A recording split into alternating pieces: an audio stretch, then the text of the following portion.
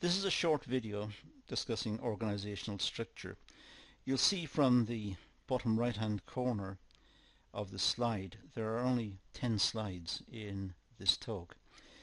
The topic of organizational structure is dealt with in other videos on the course and in much more detail. This one is meant to be a gentle overview of the topic and could even be used as a part of revision, because it brings back some of the important issues that we need to bear in mind when discussing organizational structure. So to start, organizational structure should suit the range and variety of tasks. It's clearly the case that, for example, a large company will have a more complex structure than a small company. Let's say a large engineering company may have many departments. So the organizational chart for a company like that will show the person at the top, the CEO or the managing director, however the designation is dealt with. So there will be a person at the top, and then there will be functional heads looking after different departments. And under the functional heads there may be assistant functional heads of department, and then it goes to senior staff within department, and so quite a complex structure. If you contrast that with, let's say, a shop in a local town, the shop may have the owner who is working in the business and may have perhaps one helper within the business. That's a very simple structure. So the number and variety of tasks determine the structure of the organization. And that's the first thing we should bear in mind. There are different possible forms of organizational structure. Generally, businesses group staff and tasks into functions and then functions into divisions. So if we consider larger companies, the larger companies will try to decide what functions they need to carry out.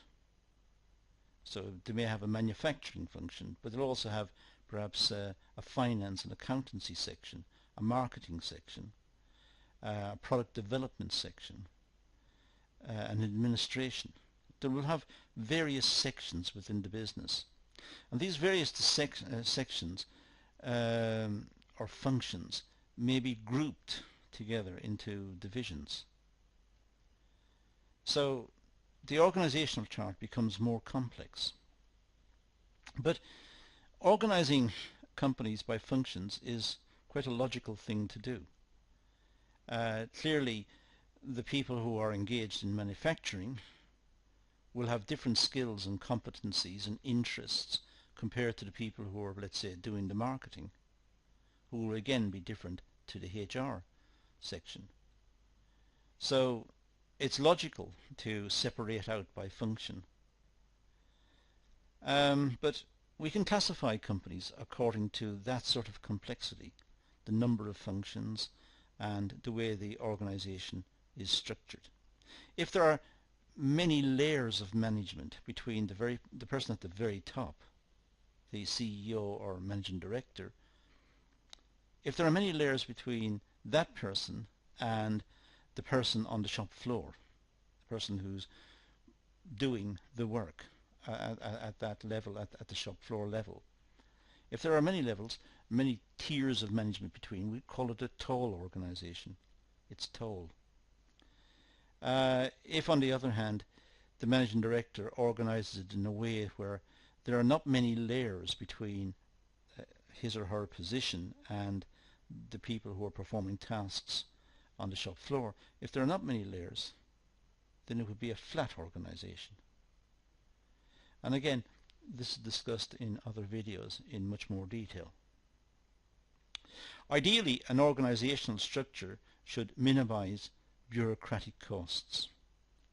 So when designing an organizational structure, it should be borne in mind that the structure itself will need maintenance and will absorb some of the costs of the business. Will be the reason why costs of the business may escalate and increase. So It's important that in designing the structure, costs of the structure should be accounted for. Structures, if they are very complex, can be quite costly. Simple structures may be cheaper, but not as effective. It depends on the tasks and the variety of tasks. The point we made right at the very top of this slide. It depends on that as to the most appropriate type of structure. But if it becomes very bureaucratic and a lot of paperwork or a lot of communications, a lot of meetings required to maintain the structure, then it does become costly. And that will eat in, of course, to the profitability of the business. And this idea of flat and tall organizations I just mentioned should be borne in mind. If there are many layers of administration between the person at the top, the CEO or managing director, if there are many layers between that person and the people perhaps at the shop floor, if there are many managers in between, that's a tall organization. If it's flat, then the people on the shop floor would be nearer the managing director or CEO. There would be perhaps one, perhaps two at most, layers of management between that person and the person at the very top. That's a flat organization. So it's worth bearing in mind. As I said, it's the subject matter of other videos on the course, and it's worthwhile checking those in conjunction with this video. Allocating authority and responsibility. Well, there is a hierarchy of authority, a chain of command, if you like, which runs through the organization. The CEO or managing director is ultimately responsible for everything within the business. But businesses are complex, so he or she will delegate authority to others, and they will become managers of different functional areas. But they themselves may delegate some of their functions to others who will take on smaller tasks, but important tasks within that departmental structure, within that particular functional area. So there is a hierarchy, generally speaking, within organizations. It's only when we get to very small businesses do we lose the hierarchy. A very small business may have the owner who is working in the business, so the owner is also the shop floor worker. The owner is has the same function as the employee.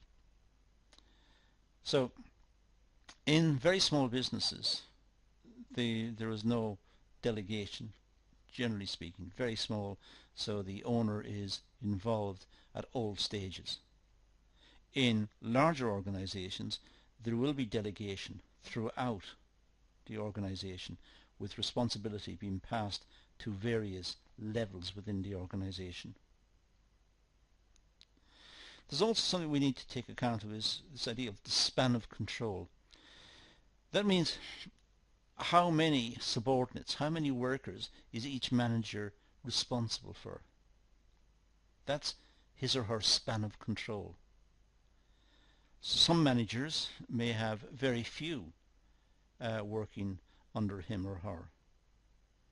For example, in product development, maybe perhaps a department for product development, there may be very highly trained and highly skilled individuals, but there may be very few of them within that department trying to develop new products and come up with new ideas for the company to consider.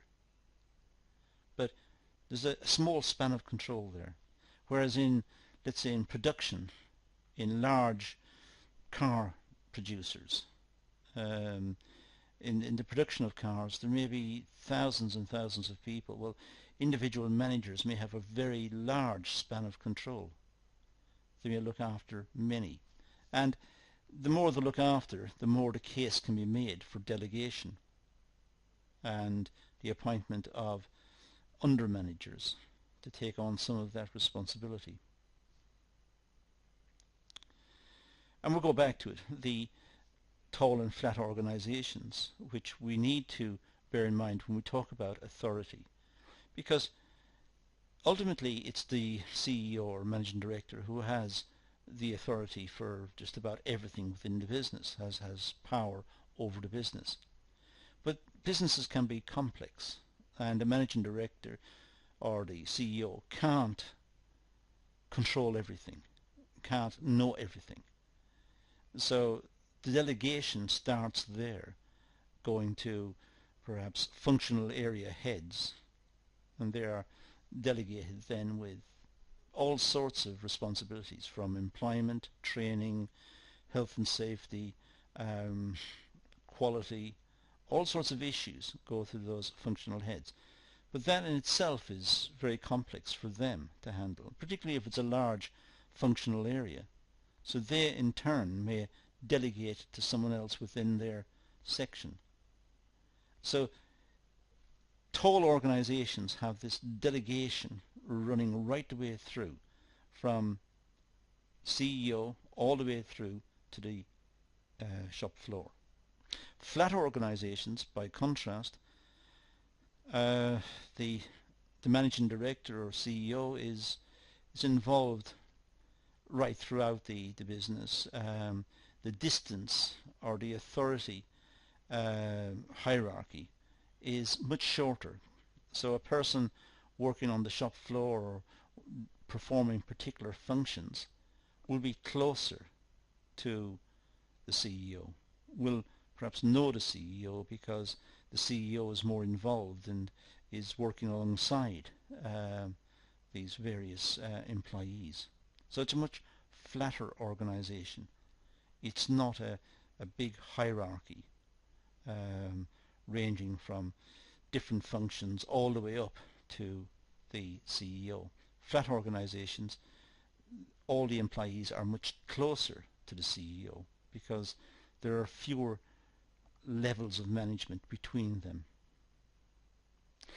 So as I said, this is just a short video to revise, recap, and go across some of the ideas related to organizational structure.